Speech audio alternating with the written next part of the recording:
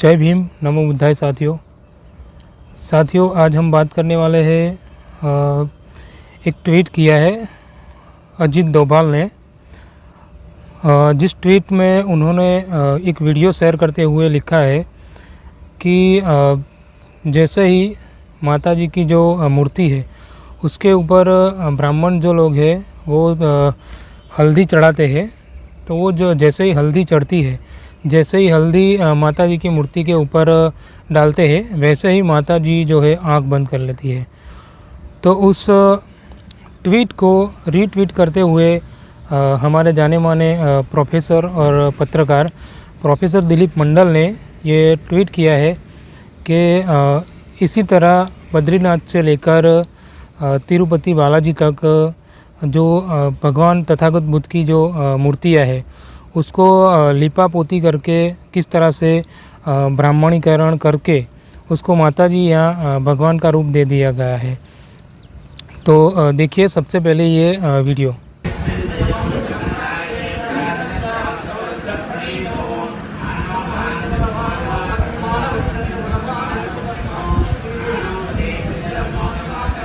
तो जैसा कि आपने ये वीडियो देखा, आपको समझ में आ ही गया होगा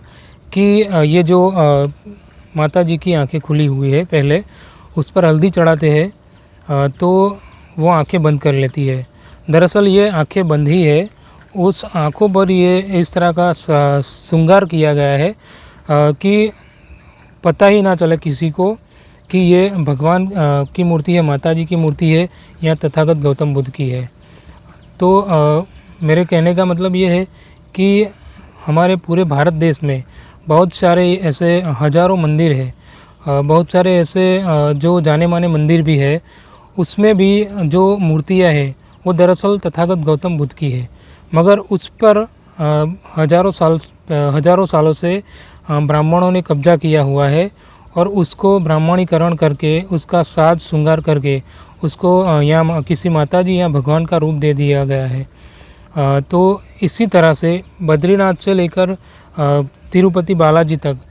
ऐसे हज़ारों मंदिर है भारत देश में जिसको भगवान या माता जी के रूप में बदल दिया गया है। तो दरअसल मेरा ये आज का वीडियो बनाने का यही उद्देश्य था कि हमारे बहुजनों को ये पता चले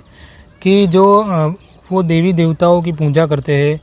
उन सभी देवी देवताओं को ब्राह्मणों ने छल कपट से तथागत बुद्ध की जो मूर्तियाँ है उसको बदल करके यहाँ देवी या भगवान बना दिया गया है। तो आप भी इन सारे पाखंडों से दूर रहे और सच्चा इतिहास, हमारा जो बहुजन इतिहास है, तथागत गौतम बुद्ध का इतिहास है, जो सम्राट अशोक का इतिहास है, वो जाने, उसको पढ़े और उसके हिसाब से ब्राह्मणीकरण का आप सभी भी विरोध कीजिए। ये कुछ और तस्वीरें मैं आपको दिखा रहा हूँ जो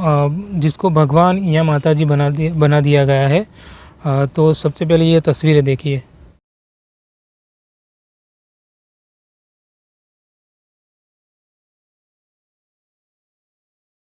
तो ये जो तस्वीरें और भी मैंने आपको दिखाई, वो तस्वीरों में भी आपको समझ आया होगा कि दरअसल ये किसी देवी या भगवान का रूप नहीं है,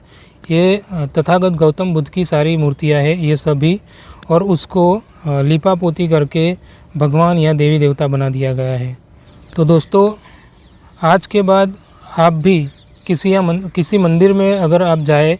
पूजा अर्चना करने के लिए या दर्शन करने के लिए, तो आप भी उस मूर्तियों को गौर से देखना और आप खुद सोचना कि वो देवी या भगवान है या दरअसल तथागत गौतम बुद्ध की मूर्तियाँ हैं।